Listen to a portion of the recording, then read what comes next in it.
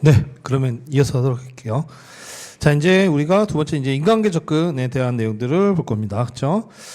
자, 인간관계 접근의 형성 배경은 우리가 이제 메이오의 호손 실험, 호손 공장 실험이 이제 대표적으로 하나의 이제 뭐 이론적인 내용이라보다는 배경이죠. 그렇죠? 그래서 호손 공장 실험으로부터 시작이 된 거고, 뭐 메이오와 레슬리 버거 두 명이 얘기 나오는데 주로 우리가 이제 메이오를 많이 얘기하죠. 그래서 실제로 이제 시카고의 이제 전화기 제조 회사인 이게 거기에서 이제 이루어졌던 호손 공장 실험이 어떻게 보면 인간관계 접근의 시작이고 출발이에요. 그렇죠?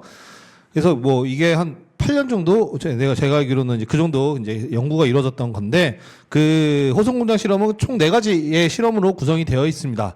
그리고 여러분 아시겠지만 원래 이 예전에 연기 때도 말씀드렸지만 호손 공장 실험 자체가 뭔가 인간관계 접근을 먼저 생각하고 시작된 실험이 아니에요. 그렇죠? 원래는 처음에 이제 이 회사에서 이 메이오가 이제 하버드의 경영 이제 그 교수님이잖아요. 그렇죠? 의뢰했던 거는 이 그 기계적 접근에 따른 직무 전문화나 이런 것들을 시도를 했는데 성과가 안 나는 거예요. 그렇죠? 그래서 왜 성과가 안 나는가에 대해서 우리가 이제 좀 이거를 컨설팅 쉽게 말하면 준 거죠. 그래서 메이오를 비롯한 이제 사람들이 와서 처음에는 그 기계적 접근에 따른 여러 가지 조사나 연구를 했던 거예요. 그래서 처음 했던 것들이 뭐예요? 그래서 보시면 조명 실험 이런 걸 했단 말이에요. 왜냐하면 기계적 접근은 우리가 뭐가 중요하다고 그랬어요? 물리적 작업 조건을 굉장히 중요시 여긴다고 그랬잖아요. 그래서 어떤 한 이제 공장에 있는 작업실 내에 조명의 밝기들을 이제 바꿔본 거예요.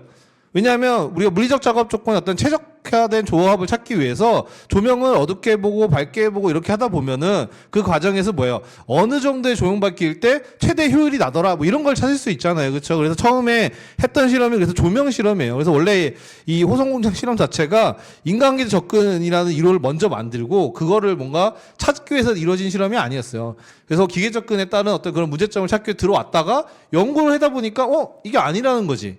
이렇게 봤더니 그런 물리적인 작업 조건이나 기타 기계 접근에서 얘기했던 거와 다르게 뭐예요? 구성원의 어떤 심리 상태 이런 것들이 더 영향에 미친다는 걸 알게 되고 그래서 이걸 토대로 해서 이제 인간관계 접근이라는 게 등장하게 된 거예요. 그래서 매 호손 공장 실험이 그래서 굉장히 의미 있는 그러한 내용으로 항상 언급이 되는 거죠.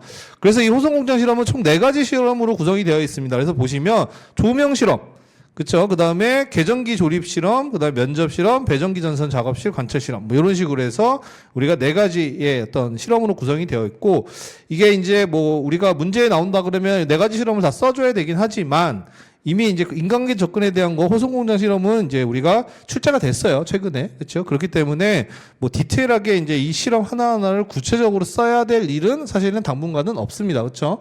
그래서 여러분들이 그냥 뭐 실험의 제목 정도만 잘 기억해 두시고 이런 식으로 호손 공장 실험을 통해서 인간관계 접근이 형성이 됐구나. 그래서 기억을 해두시면 될 것 같고, 근데 다만 우리가 이제 교과서를 보니까 한 번씩 내용은 봐야겠죠. 그래서 처음에 나오는 이제 조명 실험.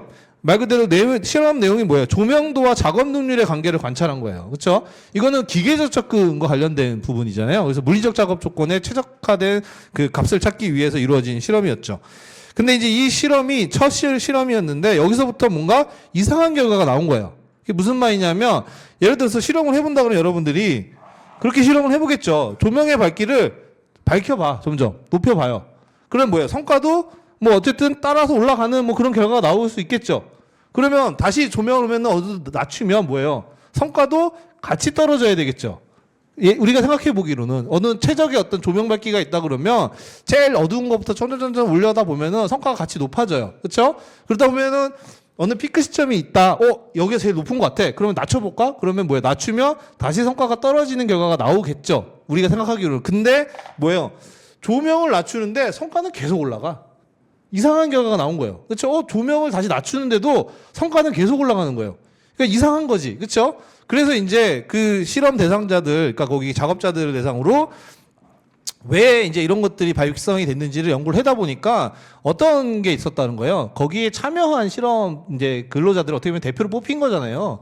그러니까 이제 이 사람들이 그 생각하기로는 혹은 듣기로는 뭐 하버드에서 유명한 교수님이 와서 우리 회사를 위해서 뭔가를 하는데 우리가 대표를 하더라. 약간 이제 이런 것들이죠. 그러니까 우리가 회사를 대표를 해서 뭔가를 하고 그러니까 우리가 잘하는 게 중요하고 뭔가 우리가 대표가 됐다니까 뭐예요? 회사에서 우리를 대표로 뽑을 정도로 뭔가 이제 그런 것들이 이제 심리적인 영향을 미친 거죠. 그래서 우리가 잘해야 된다 이런 마음가짐으로 뭐예요? 더 열심히 일하게 된 거고 그러니까 조명의 어떤 밝기와 상관없이 능률이 계속 오르는 그런 효과를 볼 수가 있었던 거죠. 그럼 여기서 이제 중요한 건 뭐예요? 사람들의 심리 상태에 따라서 성과라는 게 이런 물리적 작업 조건을 무시하고도 뭐예요? 더 높아지는 그런 결과가 나온 거죠. 그렇죠? 그래서 이러한 걸 토대로 해서 그래? 그러면 이제 그런 걸 관련해서 이제 본격적으로 이제 방향을 바꿔서 이제 실험을 이제 해본 거예요. 여러 가지들을. 그렇죠?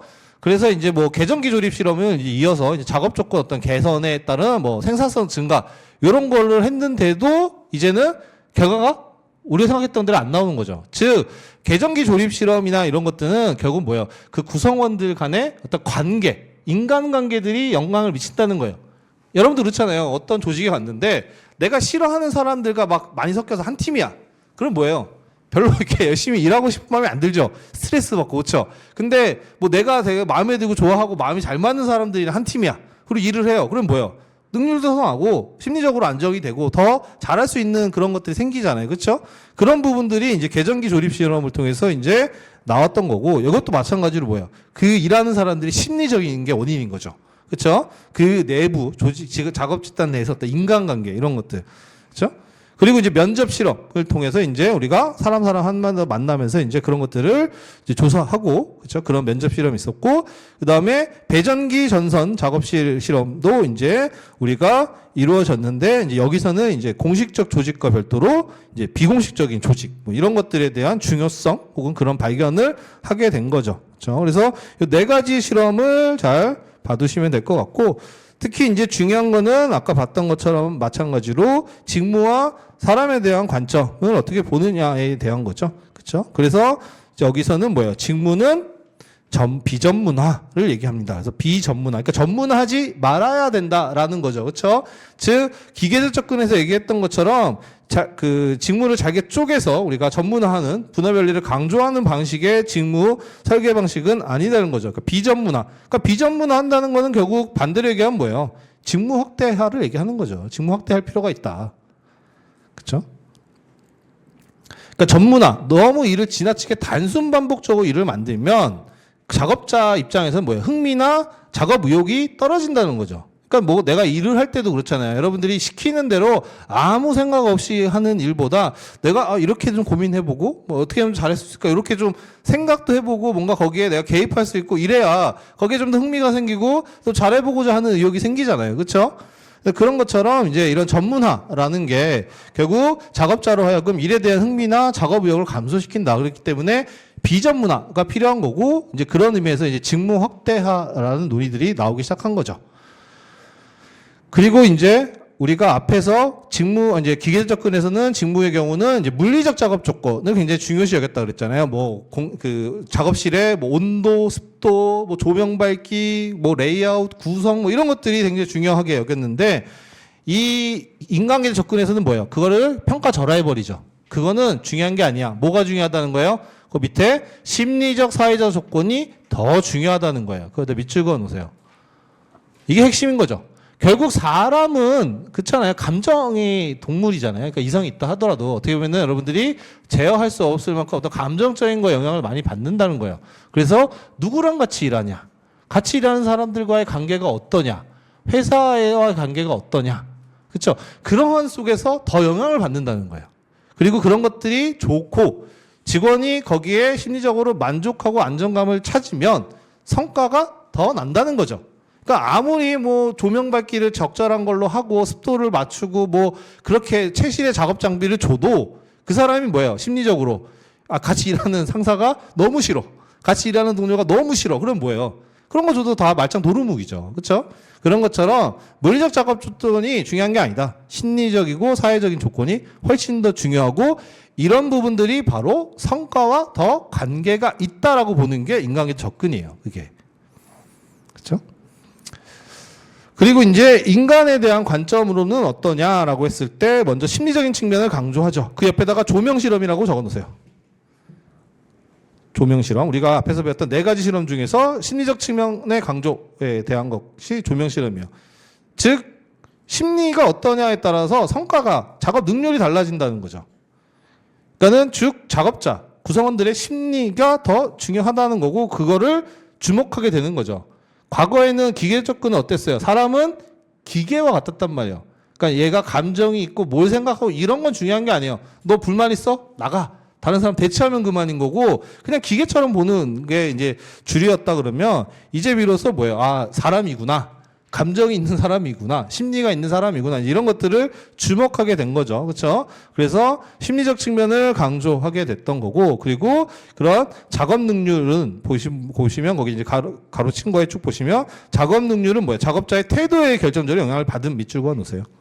즉 작업자의 태도 혹은 뭐 심리 상태라고 해도 상관없습니다. 즉 그런 심리적인 부분에 있어 더 영향을 받는다는 거예요. 작업 능률이라는 게. 그 다음에 두 번째로는 이제 사회적 동물이죠. 그쵸? 요 옆에다가는 계전기 실험이라고 적어 놓으세요. 우리가 두 번째로 했던 계전기 조립 시험이 요거랑 관련된 부분입니다. 그쵸? 즉, 작업 집단과의 분위기. 그쵸? 아까 말했던 팀이라 그러면, 같은 작업 집단이면 그 사람들과의 관계. 거기에서 더 영향을 많이 받는 거죠. 돈 아무리 많이 줘도 같이 일하는 사람들과 일하는 게 사람 마음에 안 들면 그러면 지옥일 수 있잖아요. 그렇죠? 아무리 돈을 많이 받아도 그게 사람이라는 거죠. 그렇죠? 그래서 사회적 동물 즉 작업 집단의 분위기 그리고 뭐 기공식 집단의 어떤 규범 뭐 개별 작업자의 집단에서 위치 등 뭐예요? 거기에다가 사회적 조건에 의해 작업 능률 및 태도 결정 즉 사회적 조건, 사회적 관계 뭐 이런 거에 더 영향을 받는다라는 게 바로 사회적 동물이고 그런 의미에서 이제 뭘 강조하냐? 거기다가 형광펜 하나는 요새 비경제적 보상 강조.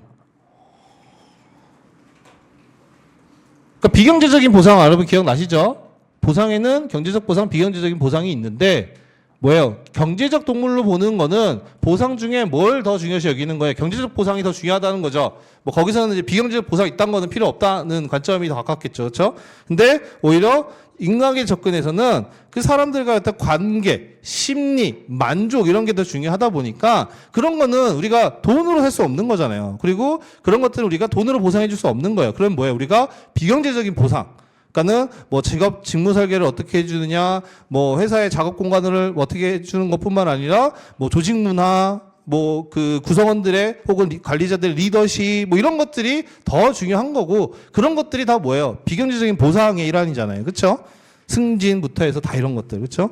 그렇기 때문에 당연히 이런 부분들이 사람들로 성격이 경제적 동물뿐만 아니라 사회적 동물이라는 부분이 중요하고 있기 때문에 비경제적인 보상에 대한 부분도 당연히 강조될 수 있는 거예요. 그렇죠? 강조되는 거예요.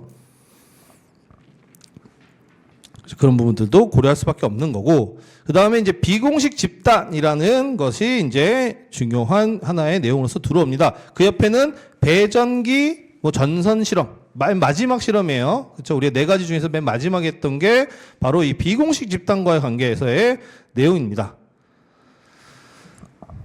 그래서 이 부분은 이미 여러분들이 아시겠지만 우리가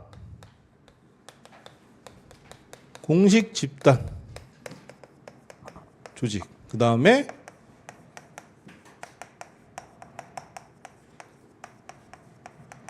이렇게 이제 조직을 집단을 도식화해서 보는 거예요. 그래서 우리가 이렇게 도식화한 상태에서 공식 비공식 나눠본다 그러면 공식 집단 공식 조직은 뭐예요?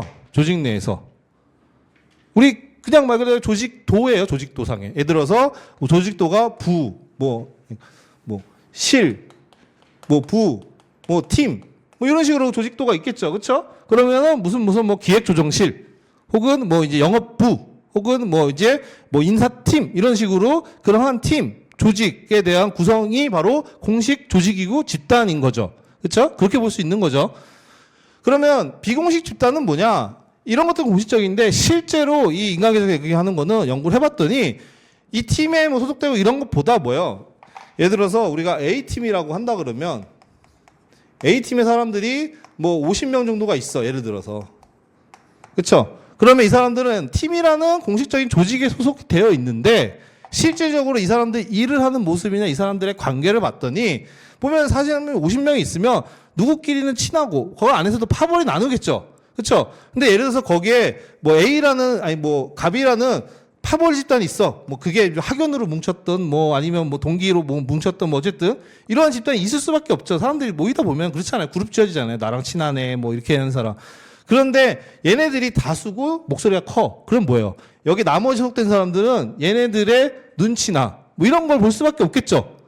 쉽게 말하면 그런 거죠. 얘네들이 줄이면 마음에 안 드는 애, 너 반발이야? 그러면 왕따 시킬 수도 있는 거고, 실제로. 그쵸? 그런 게 우리 사람들이 모이면 흔하게 발생되는 거잖아요. 그러다 보니까 실제로 이 조직에서 일을 할 때, 혹은 성과를 낼 때, 혹은 여러 가지 어떤 관리를 할 때, 팀에서 어떠한 이제 공식적으로 하는 것보다 뭐예요? 실질적으로 봤더니 이러한 비공식적인 애들이 집단에서 어떤 규범이라던가 여기서의 어떤 관계가 더 영향을 미친다는 거죠. 그쵸?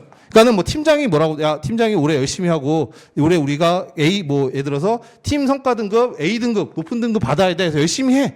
뭐 이런 식으로 해서 막 팀장이 얘기를 해요. 공식적인 어떻게 보면은 뭐 내용이죠. 근데 여기서 이 사람들이 야, 못하려 열심히 해. 열심히 해봤자 팀장만 승진하고 돈 많이 받아. 야, 우리는 해봤자 돈도 못 받고 하는데 야, 열심히 하지 말고 대충 해. 뭐 이렇게 할 수도 있는 거고, 여기에 이제 뭐 다음 팀장 후보에 이제 승진하는 사람이 이 사람이 잘하면 안 되니까 뭐 어쨌든 뭐 이런 식으로 뭐 여러 가지 정치질이 이루어질 수도 있잖아요. 그렇죠?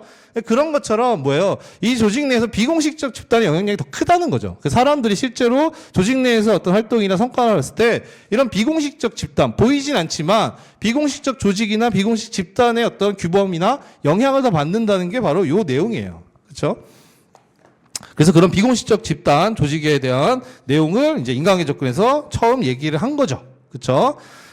그래서 그런 내용들이 이제 보겠습니다. 그래서 보시면 거기 위에 그 실험 4가지 쭉 설명한 거 박스에서 마지막 그 배전기 전선 작업실 관찰 실험의 실험 결과 내용을 보시면 거기에 이제 그 내용이 나오는 거예요. 회사의 공식 조직과는 별도로 뭐예요? 자주적인 비공식 조직이 존재하며 그 속에서 발생한 집단 압력이 뭐예요? 생산성 영향을 더 미친다는 거죠.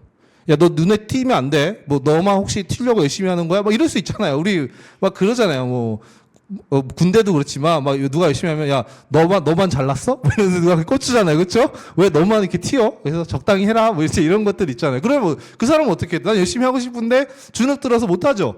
그쵸? 그런 것들을 얘기하는 거예요. 쉽게 말하면. 그쵸? 요즘은 이제 그렇게 했다가는 뭐야? 다 직장 내 괴롭힘으로 다 이제 신고가 가능한 세상이 됐죠. 그래서 요즘은 저도 이제 뭐 노무사를 하고 있지만 그 직장 내 괴롭힘 법이 이제 되고 안 되고 이제 된 전후로가 많이 나눠요. 요즘은 이제 뭐 뭐든 다 직장 내 괴롭힘으로 신고가 가능하니까 이게 다들 이제 관리자나 이제 이런 분들 입장에서는 이제 조심스러워 합니다. 그렇죠? 옛날에 그냥 했던 것도 한 번 더 생각하게 되고, 왜냐하면 뭐 받아들이는 사람의 입장에서 이게 다 천차만별이에요. 그리고 어쨌든 내가 직장 내 괴롭힘이라고 느꼈다 그러면 그거를 뭐 내부에도 이제 뭐 인사팀이나 이런 데다가 접수할 수도 있는 거고, 그게 마음에 안 들면 노동청에 신고할 수도 있는 거고, 그런 거다 보니까 굉장히 이제 이런 부분들이 조금 좀 이렇게 필요한 부분은 분명히 있는데 이제 악용되는 사례도 꽤 많이 있다. 그래서 그것 때문에 되게 관리하는 분들 입장에서 굉장히 조금 어려움을 겪는 부분도 있긴 있더라고요. 그래서 그렇죠. 자, 어쨌든 이제 그런 부분들이 우리가 그 인간계에서 접근해서 알 수 있는 중요한 이제 직무와 사람에 대한 내용들이다. 자, 그럼 마찬가지로 이것도 이제 공헌과 시사점, 그다음에 비판에 대한 내용들을 봐야겠죠. 자, 공헌에 대한 부분들을 보시면 뭐냐면 작업 능률에 결정적으로 영향을 주는 새로운 요인이 있음을 인식시킴이라고 되어 있는데, 자, 여기서 여러분들이 새로운 요인이 뭐냐라는 것들을 채워 넣을 수 있어야겠죠. 새로운 요인이 뭐예요? 뭐 뭘 써도 상관없어요. 구성원의 심리 상태, 혹은 구성원의 만족, 다 뭐예요? 우리가 이전에 기계 접근에서는 전혀 생각지 않았던 요소들이 있는 거죠. 예전에 기계 접근은 사람은 그냥 로봇인 거예요. 기계인 거예요. 그렇죠? 얘의 감정, 얘의 생각, 이런 건 중요하지 않아. 너는 우리 회사의 매뉴얼대로 시키는 대로 그냥 작업대에 가서 그냥 일만 하면 돼. 이제 이런 관점인데, 이제 인간계 접근에서는 뭐예요? 이 사람의 심리 상태, 뭐 만족도, 뭐 이런 것들이 실제 성과에 더 영향이 있다라는 그 부분을 인간계 접근이 밝혀낸 거죠. 그렇죠? 그래서 거기에서 새로운 요인이라고 되어 있지만 여러분들이 이거를 채워 넣을 수 있어야 됩니다. 그냥 새로운 요인이라고만 쓰면은 뭐 책에 있는 내용을 그대로 요약을 한 거지만 좀 아쉽죠. 그 새로운 요인이 뭔데? 그렇죠? 새로운 요인이 뭔데? 이렇게 물어보면 여러분이 거기에 대해서 답을 할 수 있어야 되고, 이왕이면은 요거에 대한 내용을 쓸 때 그 새로운 요인이 뭐라는 것까지 구체적으로 적어주시는 게 더 퍼펙트한 답안이 되는 거죠. 그렇죠? 새로운 요인은 이미 알듯이 구성원의 심리 상태, 구성원의 뭐 만족, 뭘 써도 좋습니다. 어쨌든 그런 기계적인 물리적인 이런 작업 조건이 아니라 작업자의 그 마음, 생각, 뭐 이런 것들이 중요하다는 거죠.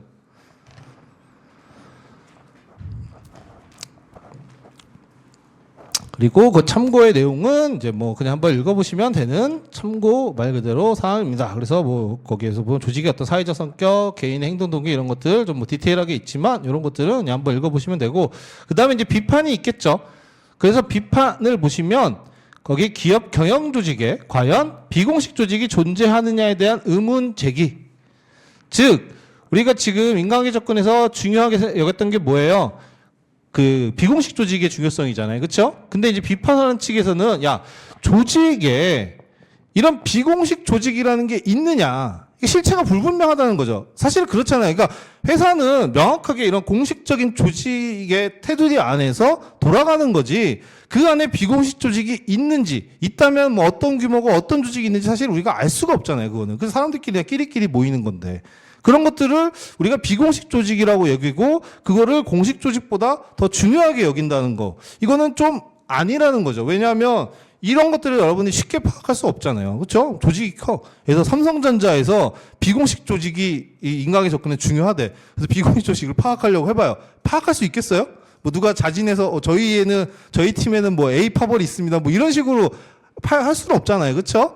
그러니까는 이러한 비공식 조직이 과연 존재하느냐에 대한 의문을 제기하고 더 나아가서 뭐라고 얘기하면 너무 공식 조직 비공식적을 나누는 거는 뭐예요? 도식적인 구분이다라고 구분해. 너무 도식적인. 그러니까 구분을 위한 구분. 그러니까는 뭔가 이게 이런 게 있으니까 이거를 조금 뭐 이론적으로 얘기를 하기 위해서 공식 조직 비공식적이 이런 식으로 도식적으로 보는 그런 관점이다. 그런 식의 비판을 합니다. 즉 비공식 조직을 파악하기도 어렵고 관리하기도 어렵죠. 그렇죠? 관리하기도 어렵죠.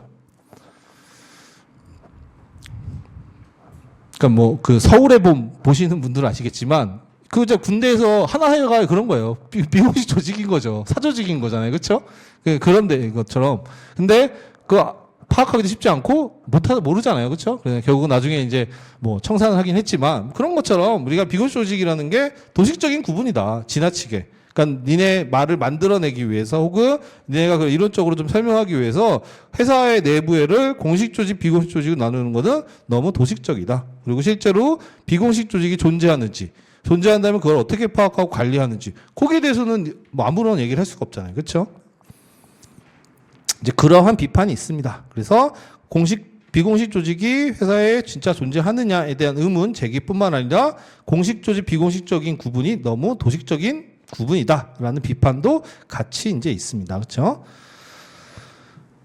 그리고 이제 두 번째는 이제 노동조합 층에서는 사탕발림 인사관리라고 호평한다. 사탕발림 인사관리라고 밑줄그어 놓으시고 그 슈가 매니지먼트라고 얘기를 합니다. 그러니까 사탕발림 인사관리가 영어로는 슈가 매니지먼트라고 얘기를 많이 하는데, 그렇죠?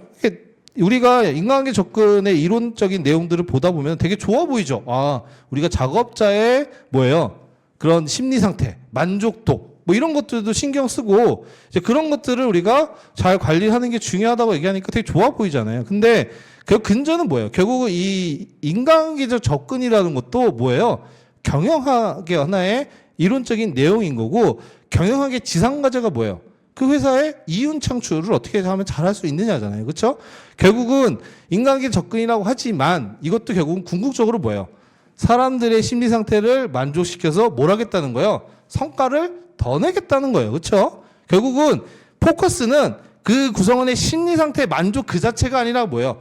성과를 더 내기 위해서 만족시키는 뭐 이런 것들. 심리 상태에 신경 쓰는 것들이죠, 결국은. 그렇죠?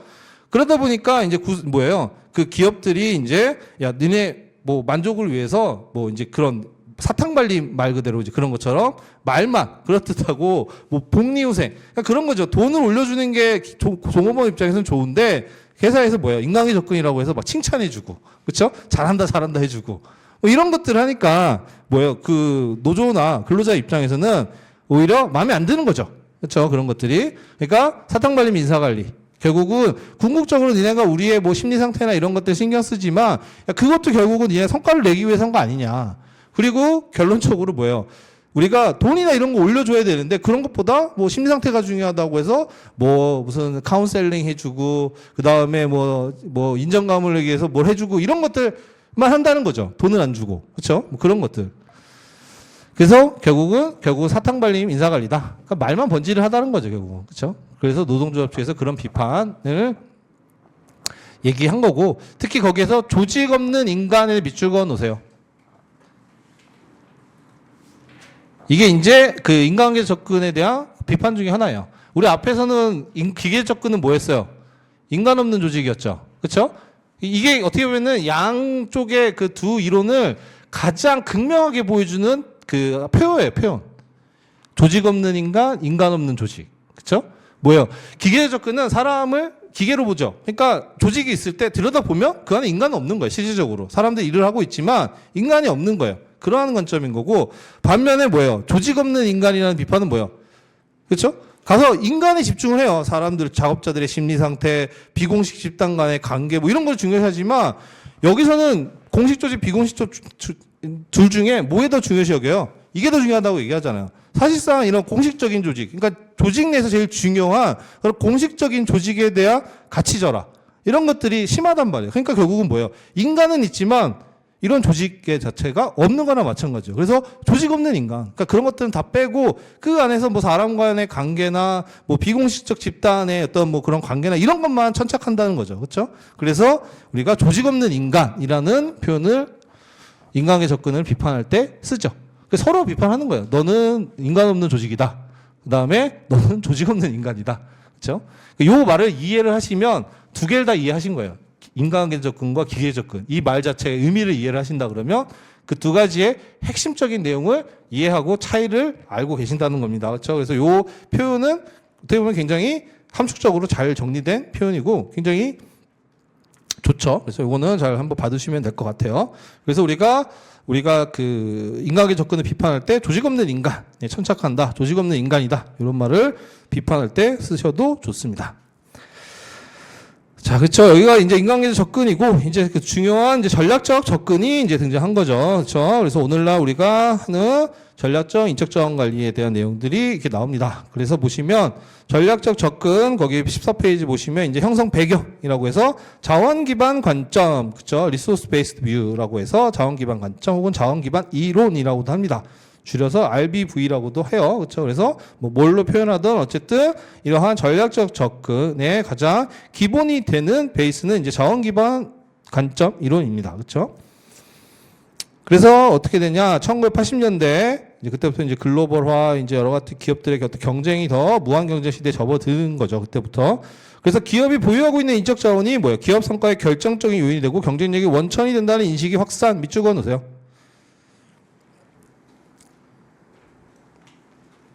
그러니까는 인적 자원이 과거에는 다른 자원들, 기업이 가진 자원은 많습니다. 뭐 돈, 설비, 뭐 여러 가지 있겠죠. 네트워크, 유무형의 네트워크 등등. 그 중에서 이제 인적 자원에 대한 것들은 중요도가 상당히 떨어지고, 과거에는 이제 사람의 어떤 인적 자원은 비용 관점으로 좀 보는 경향이 더 강했어요. 그렇죠? 근데 우리가 이런 자원 기반 관점이 등장하고, 그 다음에 뭐 사회 환경이나 경영 환경 자체가 굉장히 이제 복잡해지고, 불안정해지고 이런 상황에서는 그러한 상황에서 우리가 유연하게 적용하기 위해서는 뭐야? 사람의 힘이 굉장히 중요하다는 걸 알게 된 거죠. 그렇죠?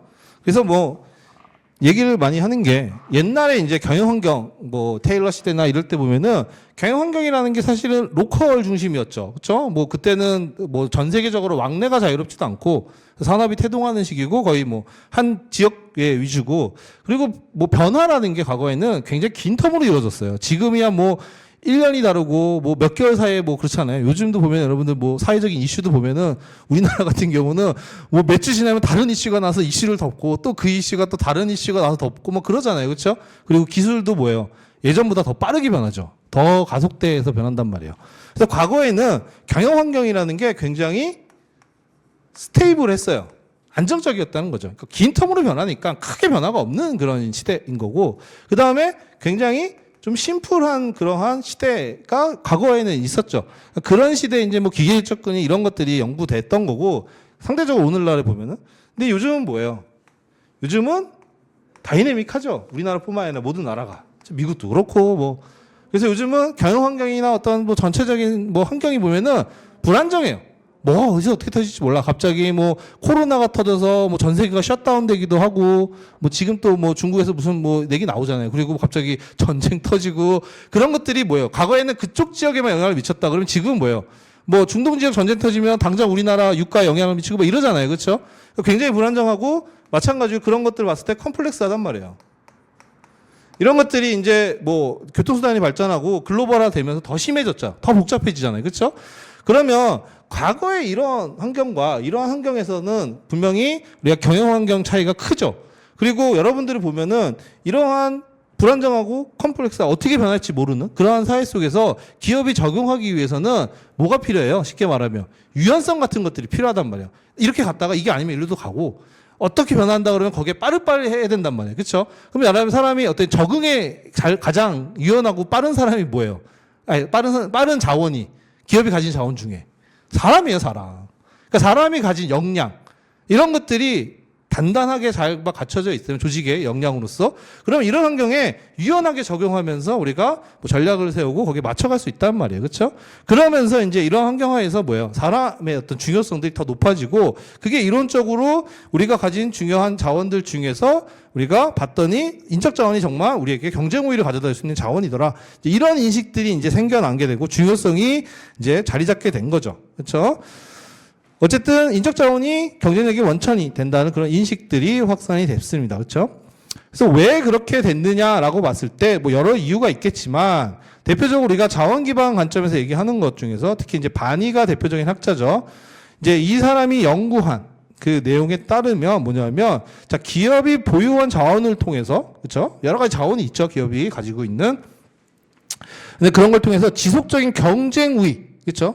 그러니까는 라이벌들을 누르고 내가 계속 지속적으로 경쟁 우위를 확보하고 지속적으로 성장하기 위해서 그렇죠? 누리기 위해서는 다음과 같은 조건을 갖춘 자원들이 필요하다는 거예요. 그러니까 실제로 이제 연구를 하다 보니까 뭐 어떤 하나 산업 분야에 독보적인 지위를 가지고 있는 산업들 그 기업들을 봤더니 걔네들이 가진 그런 자원들이 있는데 그런 것들을 연구하다 보니까 이러한 특징들이 있다는 거죠. 그게 뭐예요?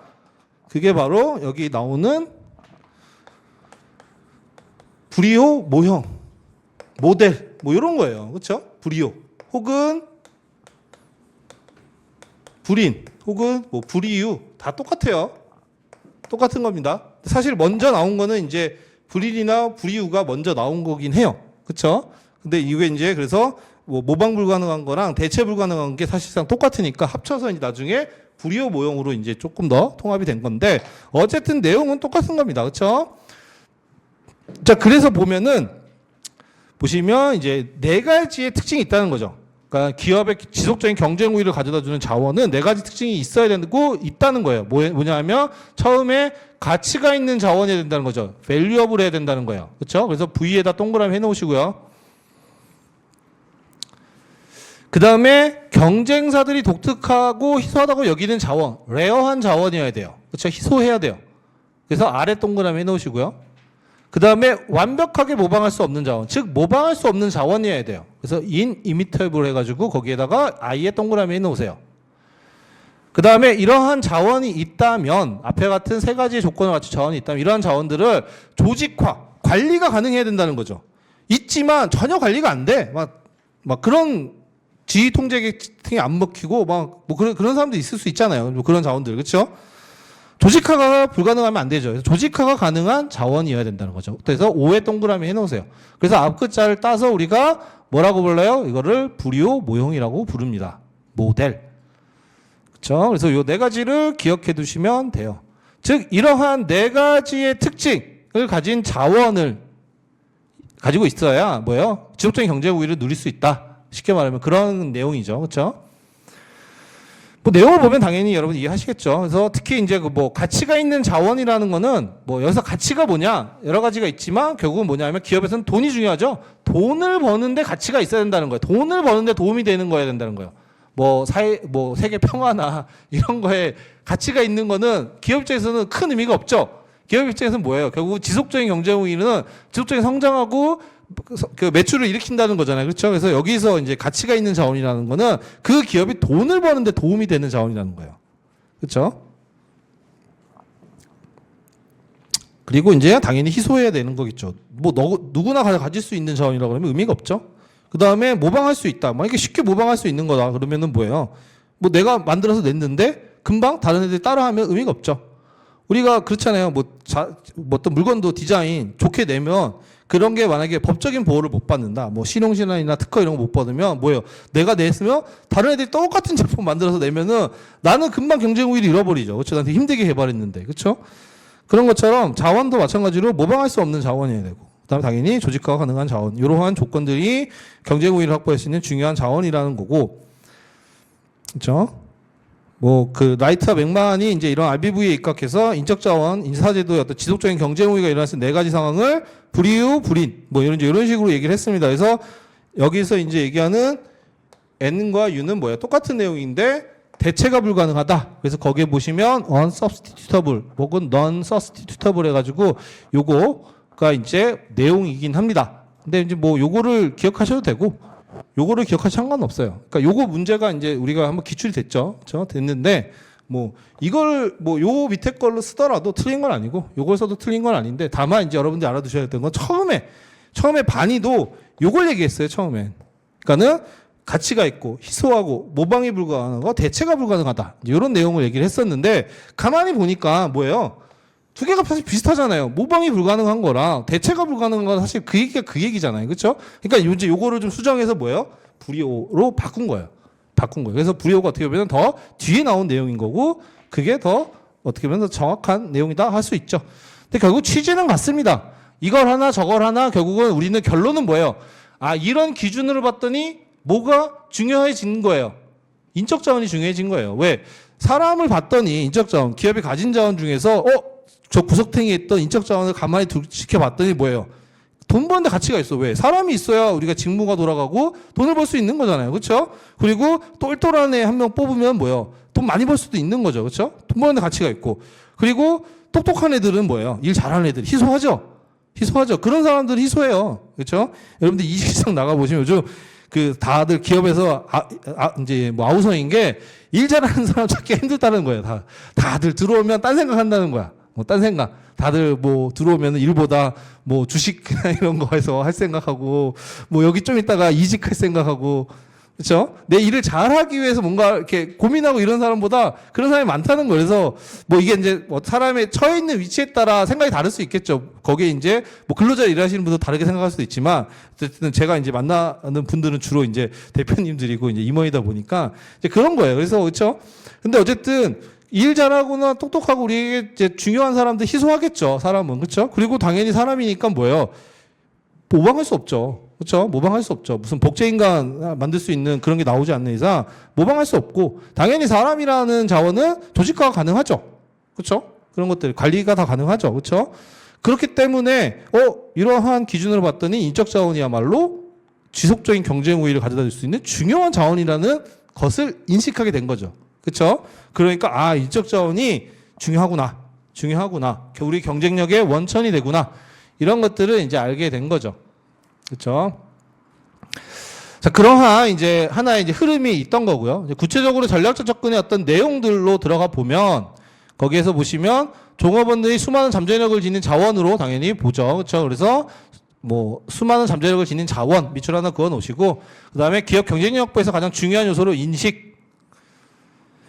그러니까는 인적 자원에 대한 이제 관점 이런 것들이 이제 뒤에서 또 따로 보겠지만 완전히 바뀌었어요. 그렇죠? 그래서 완전히 바뀌었고 그러니까 당연히 이러한 바뀐 인식 관점에 따라서 뭐예요? 거기 밑에 보시면 인사부서의 역할도 보다 적극적으로 전환시키는 인사정책의 패러다임의 변화가 있었던 거죠. 그래서 밑에 인사부서 역할을 보다 적극적으로 전환시키는 인사정책의 패러다임 변화 밑줄.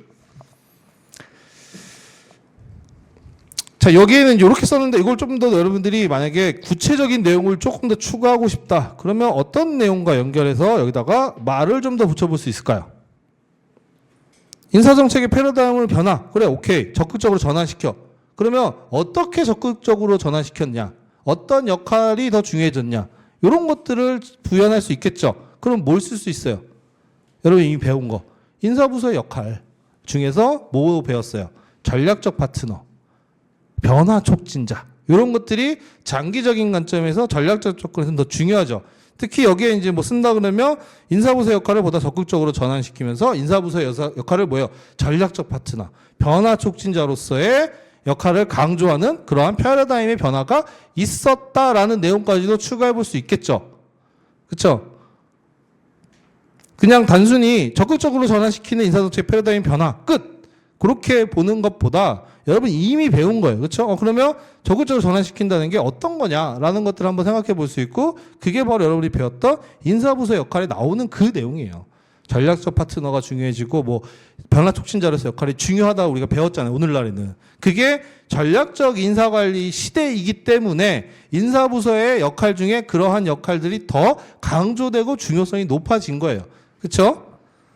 그렇게 보시면 됩니다. 그래서 여기에 여러분들이 그런 내용도 같이 좀 병기해 두시면 읽을 때 좀 더 풍부하게 생각해 볼 수 있는 거리는 되겠죠. 그러면 다시 한번 이제 뭐 예를 들어서 인사부서 역할을 한번 찾아보시고, 그렇죠? 아, 인사부서 역할이 뭐가 있구나. 그러니까 이렇게 앞뒤로 계속 뭔가를 더 조금 더 연결해 보시면서 보시는 게 좋습니다. 그렇죠? 자, 그 다음에 이제 나오는 드바나 얘기는 그냥 가볍게 보세요. 결국은 뭐 경영 전략, 조직 구조, 환경 이런 것들을 다 고려했을 때 거기에 가장 적합한 상태로 유지를 해야 모든 것들이 기업 경쟁력 확보가 된다. 뭐 그런 내용이에요. 그래서 적합성에 대한 그런 내용인 거니까 그냥 가볍게 보시고요. 그리고 전략적 인적 자원 관리의 설계 요소 이런 것도 그냥 가볍게 보시면 됩니다. 그러니까 우리가 전략적 인사관리, 전략적 접근에 따라서 전략적 인사관리를 할 때 전략적 인사관리를 어떻게 설계해야 되느냐에 대한 건데 당연히 환경 분석에 대한 것들이 처음에 나오죠. 그래서 뭐 외부 환경 뭐 이런 것들 분석을 하고 내부 환경 분석을 하고 그렇죠. 그 다음에 경쟁 기업들 뭐 이런 것들 파악을 해야겠죠. 쉽게 말하면 벤치마킹 같은 것들을 해야겠죠. 아, 우리랑 경쟁 기업인 뭐 A사는 최근에 뭐 어떤 걸 하더라. 뭐 이런 것들 그렇죠. 그런 것들을 다 파악을 한 다음에 그리고 이제 거기서 우리가 시사점이나 내용들을 뽑아서 이제 전략을 수립하고 뭐 그런 거 실행 계획들을 하는 거죠. 그렇죠. 그래서 그런 부분들이니까 이거는 가볍게 보시면 되는 사항입니다. 그렇죠. 그 다음에 이제 그 15페이지에서 두 번째 보시면 인사관리에 대한 전략적 접근. 이것도 그냥 쭉 읽어보시면 돼요. 그렇죠. 근데 여기서 계속 여러분이 읽다 보면은 공통적으로 많이 나오는 표현이 뭐 연계, 뭐와 연계돼야 되고, 뭐와 통합돼야 되고, 뭐 이런 내용들이 많이 나올 거예요. 그렇죠? 혹은 뭐 적합해야 되고. 이게 이제 전략적 접근에서 강조하는 내용이에요. 그러니까 우리가 전략이라는 거는 그렇죠? 이게 전략이라는 게 뭐야? 전쟁에서 온 거잖아요. 그렇죠? 전쟁에 이기기 위해서는 우리가 지금 싸우는 전장이 뭐 어떤 전장인지, 우리가 가진 무기 수준이 어떤지, 우리의 뭐 종업원 군인들의 뭐 상태가 어떤지, 상대방이 어떤 이런 것들을 뭐야 다 종합적으로 보고 거기에 맞는 최적의 어떤 전략 이런 것들을 수립해서 실행을 해야 되는 거잖아요, 그렇죠? 마찬가지로 이런 전략적 접근에서는 환경, 뭐 내부 환경이든 외부 환경이든 그다음에 뭐 조직의 구성원들, 뭐 사업의 전략이든 모든 그런 것들이 다 연계되고 통합되고 이런 것들이 굉장히 중요해요. 그래서 그런 내용들이 계속 자주 반복이 됩니다, 그렇죠? 그런 부분들 좀 그냥 생각해 두시면서 보시면 되고요. 그리고 이제 뭐 전략적 접근에 대한 비판으로서는 가볍게 그냥 보시면 됩니다. 그냥 비판에 대한 거는 뭐 이제 경영 전략과 인적 자원 관리 전략과의 적합성 정도에 대한 뭐 이제 그 중요성을 강조하는데, 그렇죠? 근데 그러한 적합성이 어느 정도냐? 뭐 그런 것들을 측정하기는 사실 어렵죠. 그러니까 무슨 말이냐면 우리가 계속 앞에서 보면은 뭐예요? 뭐 이렇게 기업이 있으면 뭐예요? 여기에 외부 환경이 있고 그 다음에 기업 내부 환경이 있죠. 뭐 이런 것들을 파악해서 우리가 뭐예요? 조직의 어떤 뭐 전략 이런 것들을 수립을 한단 말이에요. 그렇죠? 조직의 전략 이런 것들을. 그래서 우리가 어떻게 사업적으로 어떻게 가야 될지 그런 전략을 수립하고 거기에 따른 뭐 계획이나 이런 걸 수립하죠. 그러면 당연히 이러한 조직 전체 수준에서의 전략과 우리 HR 단에서의 전략이나 HR 단에서의 실행 계획이 이 조직의 전략과 어떻게 돼야 돼요? 통합돼야 되고 연계돼야 되겠죠. 그렇죠? 적합해야 된다는 거 쉽게 말하면. 그러니까 얘는 예를 들어서 전략 자체가 뭐 왼쪽으로 가는 방향으로 뭐 잡혔어요. 근데 HR만 이쪽으로 가거나 이러면 안 되잖아요. 그렇죠? 그러니까는 같이 한 방향으로 갈 수 있도록 그런 식의 적합성 혹은 연계 이런 것들을 중요하게 여기는데 적합성이 중요하다고 항상 강조해요. 그러면 야, 이 조직의 전략과 이런 HR 전략이 적합한지 이런 거 측정할 수 있어? 약간 이런 개념이에요. 그렇죠? 뭐 측정했더니 여기 적합도 뭐 70% 뭐 60%뭐 이런 식으로 사실 이게 의미는 없죠. 그러니까 사실 뭐 비판에 위한 비판인 건데 이런 거 적합성을 중요하다고 얘기하는데 그런 거 측정에 대한 용이하지 않다. 그러니까 예를 들어서 어떤 회사가 문제가 있어서 뭐 컨설팅을 하러 갔는데 여러분이 컨설턴트예요. 가서 뭐 분석을 막 해. 그래서 기존에 있는 회사의 어떤 전략이나 HR 시스템이나 이런 걸 분석했더니 저희의 분석 결과 여러분 회사의 뭐 조직 전략과 인사관리 전략도 적합도가 뭐 43%가 나왔습니다. 그렇기 때문에 이거 문제가 있으니까 뭐 개선을 해야 돼요. 뭐 이렇게 얘기할 수 있는 게 어렵잖아요. 뭐 그런 것들을 측정한다는 것 자체가 그렇죠. 그래서 거기에도 얘기 나오는 게 적합성 정도에 따른 뭐 그런 측정이 용이하지 않다. 뭐 이런 비판도 있고요. 그렇죠? 그 다음에 전략적 접근은 상황적 접근을 기본 과정으로 해요. 상황적 접근. 요게 아까 전에 얘기했던 보편론적인 관점과 반대되는 상황론적인 관점이에요. 그렇죠? 그러니까 절대적인 정답이 없다는 거죠. 다 케이스 바이 케이스라는 게 보통의 전략 접근의 기본적인 관점이에요. 상황론적인. 그렇죠? 그래서 그런 것 기본으로 과정을 깔죠. 그래서 앞에서도 보면 계속 뭐 외부 환경과 내부 환경과 조직의 전략과 이런 거와 적합해야 되고 연계돼야 되고 이런 게 결국은 상황적으로 접근해야 된다는 걸 기본적으로 깔고 있는 거예요. 근데 이제 보편론적인 입장에서는 뭐예요? 야, 아니다. 뭐 이거 다르고 저거 다르면 그게 무슨 의미가 있냐. 우리가 찾으면 진리를 탐구하듯이 찾으면 모든 기업이든 어떠한 상황이든 통용할 수 있는 그러한 좋은 제도, 뭐 좋은 시스템이 있다. 그런 비판을 보편론적인 자 입장에서 할 수 있죠. 그래서 그 두 번째 그 비판은 보편론적인 관점에서의 비판이에요. 보편론적인 관점에서. 그러니까 보편론자가 봤을 때는 야 너희는 뭐 뭐 귀에 걸면 귀걸이, 코에 걸면 코걸이 뭐 그게 무슨 학문이야. 우리가 학문으로서 연구하려면 진리를 추구해야 돼. 쉽게 말하면. 그러면 어느 상황에든 통할 수 있는 그러한 제도가 분명히 있을 거야. 이거는 어디든 통할 수 있어. 뭐 예를 들어서 뭐 성과주의, 뭐 이러한 인사제 문화는 어디든 다 도입을 한다 그러면 성과를 볼 수 있어. 이렇게 비판을 하는 그러한 관점이라고 볼 수 있죠. 그렇죠? 그래서 두 번째는 보편론적인 관점에서 비판하는 내용이에요. 그렇죠? 그래서 요 내용인 거고, 뭐 노동지향적 접근이 이제 그 다음에 나오는데 이거는 그냥 가볍게 보시면 됩니다. 이거는 뭐 그렇게 중요도는 떨어져요. 그렇죠? 중요도는 떨어지고, 자, 그러면 우리가 전략적 인사관리와 관련해서 조금 더 볼 필요가 있어서 책으로 36페이지 넘어가 보세요. 전략적 인사관리는 중요합니다. 그래서 심심치 않게 출제되고 가장 최근에도 기출이 한번 됐죠. 그렇죠? 그래서 뭐 또 전략적 인사관리를 묻는 문제가 당장은 안 나올 수 있지만 얘는 기본적으로 여러분이 인사관리를 하는 데서 깔려 있는 거예요. 그러니까 여러분이 하는 인사관리는 배우는 인사관리는 전략적 인사관리의 거고 전략적 인사관리 관점에서 뭐 답안을 쓰든 뭐 서술을 하든 그런 식으로 가져가시면 됩니다. 그럼 우리가 전략적 인사관리가 뭐냐라는 것들을 한번은 조금 더 볼 필요는 있습니다. 그러니까 박경일 교수님 책에는 굉장히 간단하게 전략적 접근이라고만 나왔는데 조금 내용을 더 본다 그러면 자, 거기에서 보시면 이제 의에서부터 보시면 이제 전략이라는 게 뭐냐 보면 이제 뭐 군사병법에서 나온 거고 그러니까 이게 사실 전쟁에서 온 거죠. 그렇죠? 거기에서 이제 전략 전술 이런 것들을 얘기를 많이 하는데 이제 그런 것들을 경영에 갖고 들어온 거예요. 쉽게 말하면. 사실 뭐 그 기업들 간의 경쟁이라는 게 총칼만 안 들었지 사실 전쟁이랑 똑같잖아요. 너를 안 죽이면 내가 살 수 없는 뭐 그런 거잖아요. 물론 이제 뭐 같이 그런 걸 피하기 위해서 기업들이 담합해가지고 뭐 이렇게 하는 경우도 있지만 서로 경쟁인 거죠. 그렇죠? 그래서 어떤 기업이 잘 나가다가도 뭐 꼬꾸라지면 그 밑에 있는 기업이 치고 올라오고 뭐 이제 이러면서 우리가 다 이루어지는 건데 그렇죠?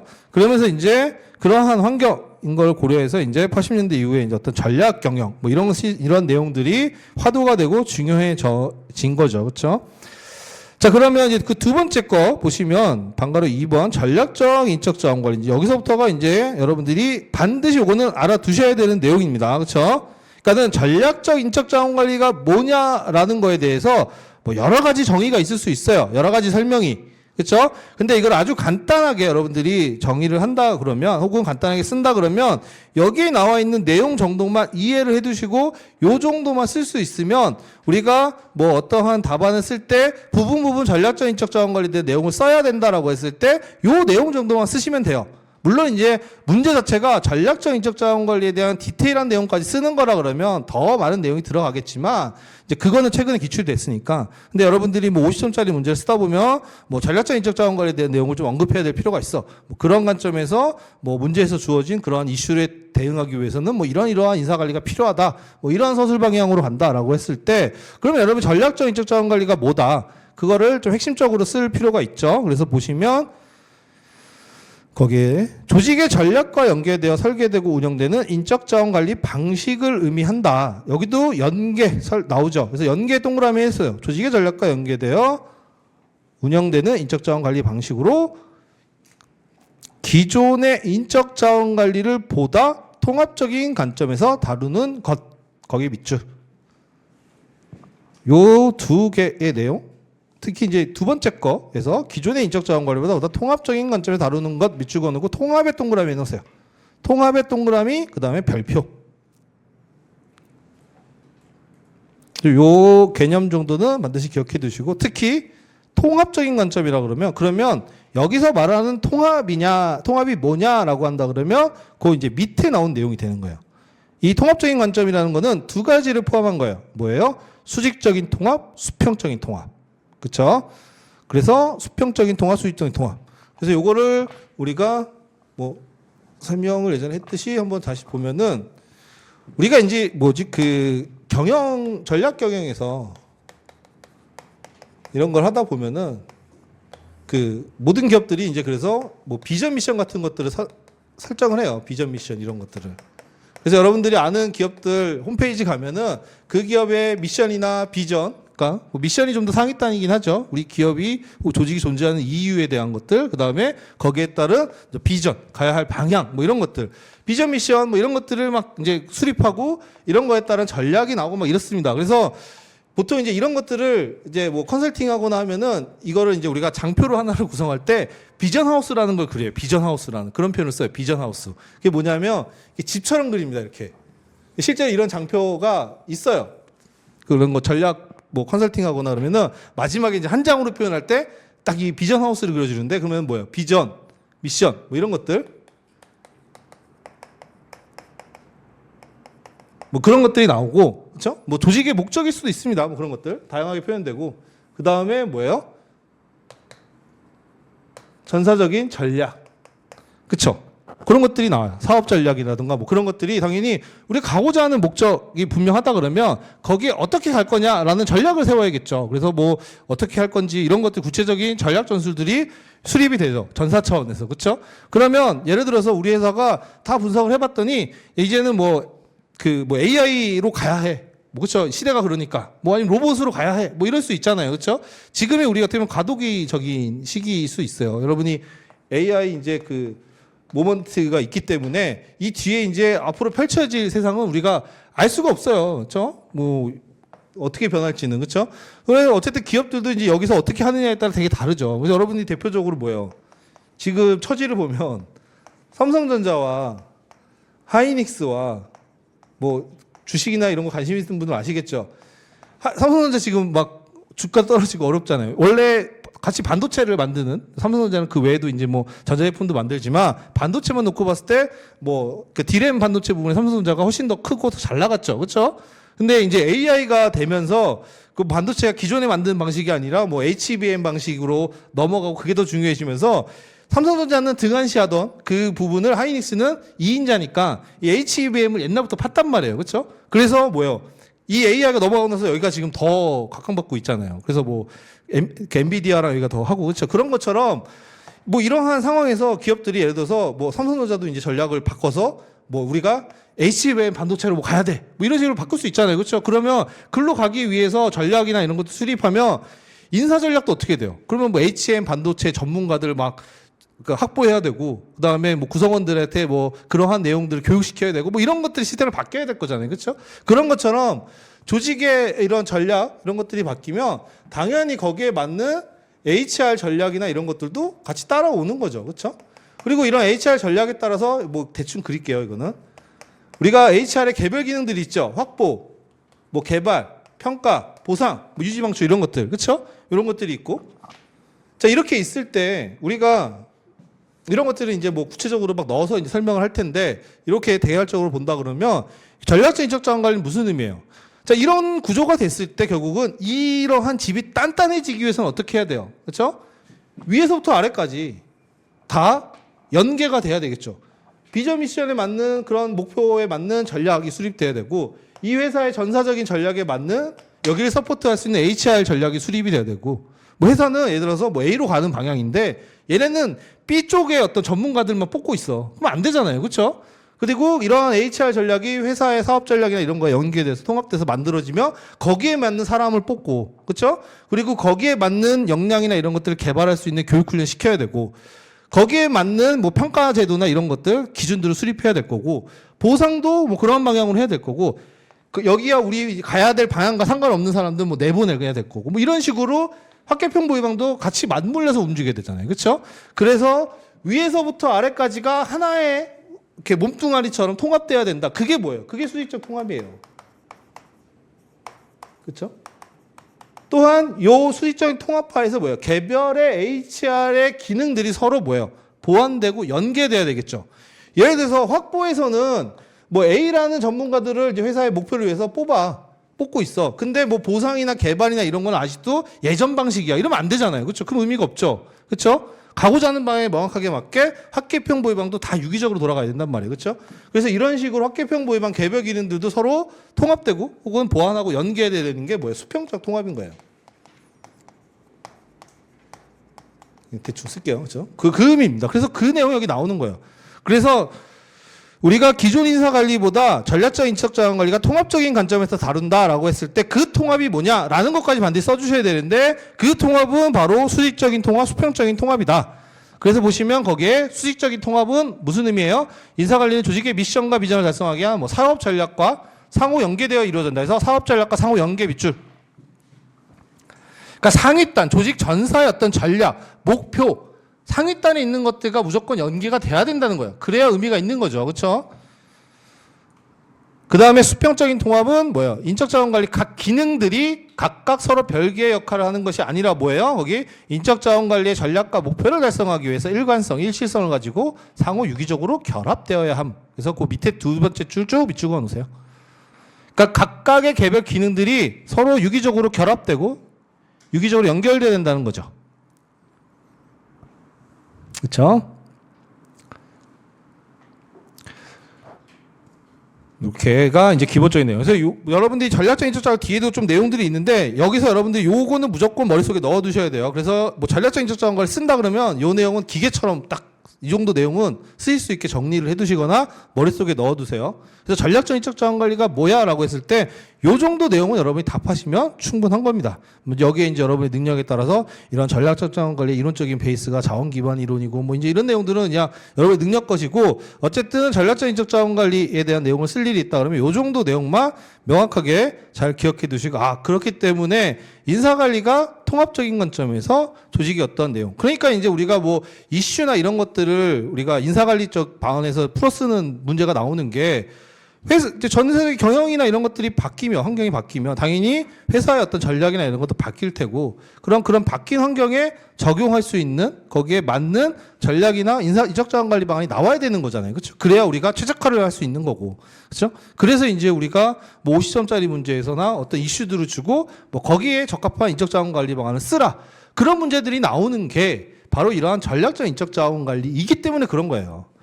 아니 뭐 우리가 사업 잘하고 뭐 그런 거 다 개별적으로 돌아가고 그러면 밖에 뭐가 편하던 우리는 우리 것만 열심히 하고 옛날에는 그게 됐을 수 있죠. 옛날에는 뭐 그렇잖아요. 뭐 밖에 어떻게 되든 야 우리는 우리 일만 충실하게 열심히 하면 돼. 뭐 약간 그런 마인드가 있었잖아요. 그렇죠? 물건을 잘 만들면 되고 뭐 이렇게. 근데 요즘은 뭐예요? 그렇게 잘 만들어도 시장에서 팔리지 않으면 의미가 없단 말이에요. 환경이 변하고 이렇기 때문에. 그렇죠?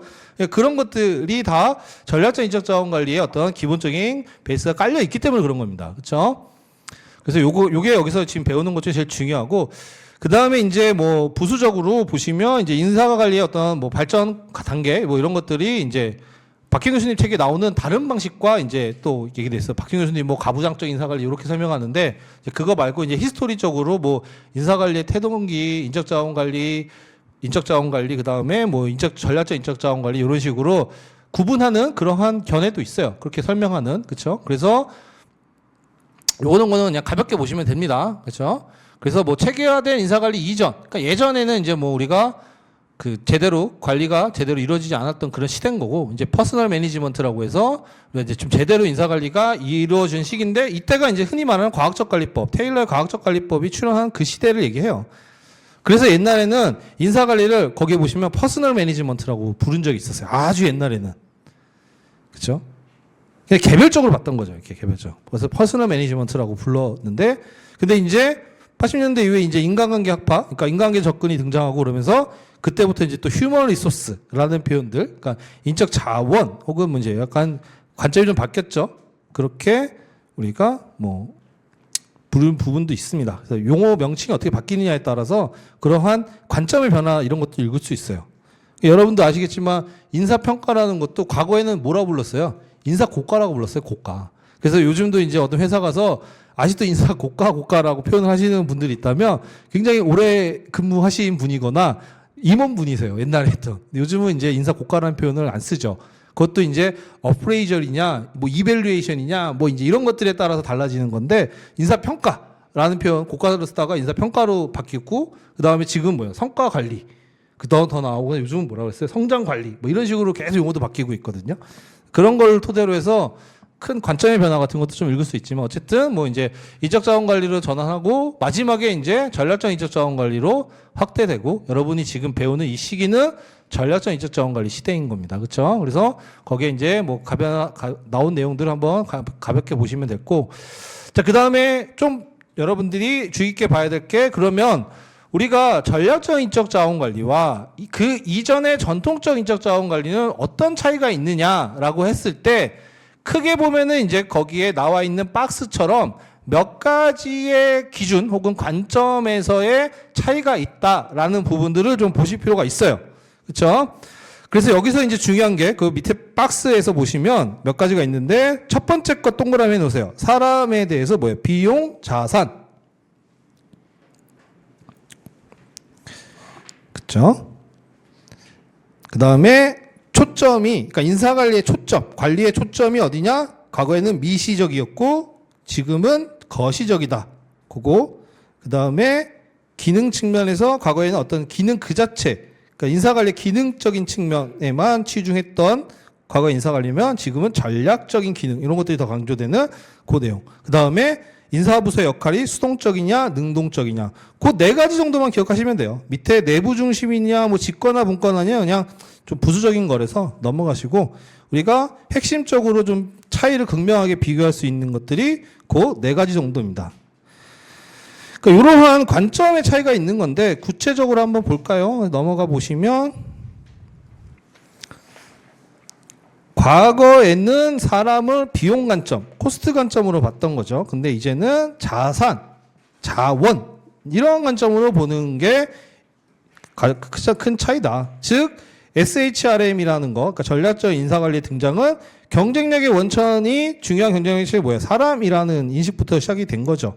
그렇죠?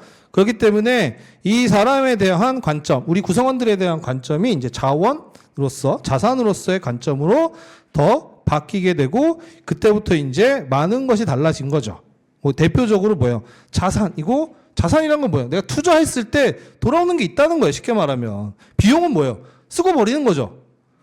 그래서 이게 어떤 차이가 있냐면, 자, 비용 관점으로 보면은 관리의 초점이 어디에 맞춰지냐면 통제에 맞춰져요. 왜냐하면 여러분, 비용은 회사 입장에서는 줄여야 하는 거죠. 비용이라는 거는. 회사가 비용이 너무 많이 들어. 그럼 뭐예요? 이익이 줄어들잖아요. 그러다 비용이 너무 많이 들고 그게 마이너스면 적자가 되고 그게 지속되면 망하는 거죠. 그래서 이게 코스트 관점으로 접근한다는 거는 기본적으로 관리의 초점이 뭐냐면 통제의 초점이 맞춰져요. 즉, 그러면 사람을 비용 관점으로 보면 어떻게 돼요? 통제하게 되죠. 인력을 뭐 타이트하게 운영한다던가, 얘네들이 뭘 못하게 한다던가, 돈을 짜게 준다던가, 복리후생을 줄인다던가, 뭐 이런 식의 것들이 더 중요하게 여기는 거죠. 왜냐하면 얘네들은 어차피 비용이야. 비용은 통제해야 돼. 관리해야 돼. 그렇죠? 그런 거에 더 초점이 맞춰지는 거. 그게 과거의 어떤 인사관리의 방식이라 그러면, 이제 자원의 관점이면 이제 귀중한 우리의 뭐라 그럴까요? 소중한 자산이 된 거죠. 그렇죠? 그리고 자산이라는 거, 자본이라는 거, 이런 것들은 뭐예요? 투자를 하면 돌아오는 걸 기대할 수 있는 거예요. 그렇죠? 비용처럼 쓰고 마는 게 아니라 내가 얼마를 투자를 했어. 그러면 그게 잘 굴리면 뭐예요? 더 많은 수익으로 나에게 알아줄 수 있는 거죠. 그래서 여러분이 주식 투자하고 뭐 부동산 투자하는 게 그런 자산에 투자하는 게 뭐예요? 그 투자를 해서 나중에 더 많은 수익을 얻기 위한 거잖아요. 그렇죠? 그러니까 사람도 자산이니까 뭐예요? 내가 얘한테 더 신경을 써주고 투자를 하면 얘가 나한테 그 투자한 것보다 더 많은 걸 돌려줄 수 있다는 관점으로 바뀐 거예요. 그러니까 대표적으로 뭐가 더 중요해지겠어요? 그런 것들이 뭐 여러 가지가 있겠지만 대표적으로 뭐 예를 들어 교육훈련의 중요성이 강조되고 그런 것들이 있는 거죠. 교육훈련이라는 것을 기업이 할 필요가 없는데 내가 교육훈련 비용 회사가 비싼 돈 들여서 뭐 학구한다 그러면 얘의 역량이 향상되면 뭐예요? 더 많은 수익을 우리에게 줄 수 있다는 그런 인식이 생긴 거죠. 그렇죠? 그래서 그런 부분들에 있어서 교육훈련 뭐 이런 것들이 중요성이 이제 강조되고 그런 것들이죠. 그래서 제가 말씀드렸던 게 이제 이러한 관점으로 바뀌면서 뭐예요? HRM의 기능 중에 교육훈련이라는 거는 어떻게 보면 별 중요하지 않은 거였지만 이게 중요성이 떠오르면서 많은 기업들이 그런데 투자를 하게 되고 그러면서 이제 일이 커지다 보니까 HRM에서 뭐예요? 분화돼서 HRD 이런 것들이 따로 생겼다 그랬잖아요. 그렇죠? 그래서 대기업들 같은 데 가면 뭐예요? HRM 부서가 따로 있고 HRD 부서가 따로 있어요. 그렇죠? 그만큼 이제 개발 이런 것들이 더 중요해진 그런 게 이렇게 된 거죠. 그게 관점이 바뀌었기 때문에 그래요. 그런 이제 그렇죠? 그 다음에 이제 미시적인 거냐 거시적인 거냐 이제 이런 것들. 그러니까 과거에는 쉽게 말하면 뭐 돈 주고 뭐 이런 것들 그렇죠? 그 구성원들이 하나하나의 어떤 만족 태도, 행동 뭐 이런 것들을 관리하는 게 더 중요했어요. 그래서 과거에는 뭐예요? 퍼스널 매니지먼트라고 그랬잖아요. 그렇죠? 그래서 개개인이 더 중요한 그런 단위에 초점을 맞췄는데.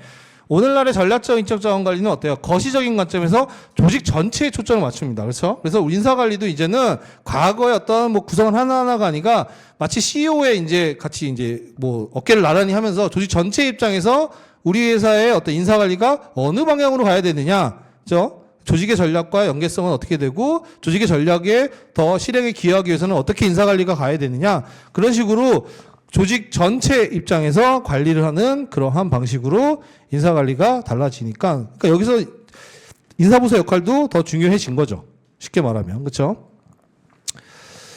그래서 그런 내용. 그다음에 이제 기능적인 관점에서 전략적인 관점으로 바뀌었습니다. 그렇죠? 그래서 전통적인 HRM은 각각의 기능적 역할을 더 중요시 여겼어요. 그러니까 회사에서 사람 필요하다 그러면 뽑고 돈 주라 그러면 보상해주고 뭐 개발하라 그러면 뭐 하고 그냥 이런 것들 개별적인 기능 하나하나를 그냥 충실히 수행하는 게 더 중요했다 그러면 지금은 뭐예요? 그런 기능들을 한 방향으로 결집해서 전략적인 목표를 달성하는데 기여하는지를 판단하는 게 더 중요한 거죠. 그러니까 통합적인 관점이다 보니까 각각의 기능들이 잘 한 방향으로 결집해서 서로 보완되고 연계돼서 운영이 되고 효과를 내는지 이런 것들이 더 중요한 거예요. 그렇죠? 그래서 그런 내용들. 그 다음에 수동적인 관점에서 능동적인 관점. 그래서 보시면 과거에는 시키는 대로 하면 돼요. 인사부서는. 그냥 기업에서는 뭐 윗단에서 하는 뭐 조직의 사업 방향이나 이런 거는 위에 분들이 하는 거야. 그 사람들이 하면서 필요하면 야 우리 사람 부족하니까 좀 뽑아줘. 뭐해 돈 줘. 뭐 이런 것들 하면은 그냥 시키는 대로 하면 되는 거예요. 그렇죠? 그래서 보시면 수동적인 관점. 가능한 문제를 일으키지 않는 수준에서의 기능 수행 이런 것들이 더 중요했다 그러면 전략적 HRM은 아니죠. 이제 조직의 전략의 어떤 실행 목표 달성을 위해서 더 능동적으로 천재적으로 활동을 하는 걸 더 중요시 여깁니다. 전략적 인적 자원 관리에서. 그래서 거기 예시가 있죠. 과거에 M&A를 할 때를 기준으로 본다면 예시가 있는 거예요. M&A 할 때 과거에는 인수합병을 경영진이나 위에서 결정을 해요. 그래서 인수합병 결정 꽝꽝꽝. 그 다음에 뭐예요? 인사부서 인사팀장이든 이제 불러가지고 우리가 이번에 B기업 인수하기로 했으니까 B기업이랑 인사제도 통합해. 그런 거 작업해. 이제 이렇게 하달하는 거죠. 쉽게 말하면 수동적으로. 그렇죠? 근데 능동적인 관점에서는 어때요? 애초에 이런 인수합병의 의사결정을 할 때 그게 우리 회사의 어떤 뭐 사업과 조직의 전략과 맞는지 뿐만 아니라 이 회사 우리가 통합할 때 인사적으로도 효과가 있는지 그게 이득인지 이런 것들을 뭐예요? 인사부서도 같이 들어가서 판단한다는 거예요. 그렇죠? 거기에도 보시면 선제적으로 그러니까 피인수합병 전에 피인수 기업의 구성이나 역량, 조직 문화 이런 것들을 사전에 선제적으로 판단하고 그런 판단을 통해서 최종적으로 인수합병을 결정하는데 의견을 내는 방향으로 바뀐 거죠. 그렇죠? 그래서 실제로 그 인수합병 할 때 보면은 이 실사라는 걸 해요. 그러니까 피인수 기업이 있고 인수하는 기업이 있잖아요. 그래서 A라는 회사가 있고 B라는 회사를 이제 인수합병 하려고 해요. 그러면 그 인수합병 하기 전에 실사를 합니다. 그러니까 듀 딜리전트 같은 것들 와서 하는데 이제 거기에 이제 뭐 법률적인 거, 사업적인 거 뭐 이런 것도 하지만 최근에는 인사적인 것도 해요. 그러니까 이 회사의 인사제도가 지금 어떻게 되어 있는지, 뭐 조직 문화가 어떤지 그런 것들을 판단하고 그리고 인사적으로 뭐 리스크 같은 건 없는지 이런 것들을 인사부서도 같이 들어가서 판단하는 경우가 있어요. 그렇죠? 그런 경우는 뭐 선제적으로 우리가 하는 거죠. 예전 같으면은 그런 거 야 네가 무슨 인사부서 왜 들어와? 전략팀 뭐 이런 사람들만 들어가서 막 하고 막 이랬는데 이제 인사부서도 이제 그런 식으로 하는 거고 뭐 예를 들어서 그런 케이스도 있어요. 뭐 우리 회사는 노조가 없는 사업장이야. 근데 인수하려는 사업장이 알고 보니까 노조가 있어. 그래서 그거 두고 이거 인수를 해야 되나 말아야 되나 막 이제 뭐 이런 것들 고민해가지고 뭐 인수가 안 되거나 아니면 인수를 했는데 나중에 알고 보니까 노조가 있는 사업장인 거야. 실제로 이런 케이스가 있었어요. 그러니까 거기는 이제 회사가 뭐 큰 기업은 아니다 보니까 뭐 인사부서가 이렇게 능동적으로 뭐 그런 식으로 인정되지는 않은 건데 실제로 예전에 그 인수를 했어요. 회사를 했는데 알고 보니까 거기에 노조가 있는 거예요. 근데 그 노조가 그래서 뭐 이제 당연히 있으니까 뭐 갑자기 이제 무노조 사업장에서 유노조 사업장이 된 거죠. 그러면 인사팀이 해야 될 역할이 엄청 많이 바뀝니다. 신경 써야 될 게 더 많아져요. 그렇죠? 노조가 있는 거랑 없는 거랑 차이가 크기 때문에. 그래서 이제 그것 때문에 이제 한참 막 자문하고 한 적이 있는데 이제 그런 경우가 있는 거예요. 그게 수동적으로 하면은 이제 그런 케이스들이 있는 건데 만약에 능동적으로 하면 뭐예요? 가서 사전에 노조가 있네. 그러면 노조가 있을 때 우리가 인수했을 때 리스크. 그러면 이게 우리가 인수를 하는 게 바람직한 건지 뭐 이런 것들에 대해 의견을 결정을 할 수 있는 것들이 생기겠죠. 그렇죠? 그래서 그런 부분들이 이제 그런 내용입니다. 그래서 1번부터 한 4번까지 정도가 중요한 거고 특히 이제 1번과 4번은 좀 알아두시면 유용한 내용이에요. 1번과 4번은. 그러니까 1번은 큰 의미에서 이제 이적 자원에 대한 어떤 관점이 변한 거고 4번 같은 경우는 이제 뭐예요? 그 인사부서의 어떤 역할에 대한 내용들. 그러니까는 좀 더 능동적으로 선제적이라는 표현도 쓰는데, 그렇죠? 그런 것들이 이제 선행적이라는 표현을 쓰는데 이제 이런 부분들이 바뀐 내용들, 그렇죠? 그래서 지금 시간이 됐으니까 좀 쉬었다가 이제 이어서 쭉 하도록 할게요.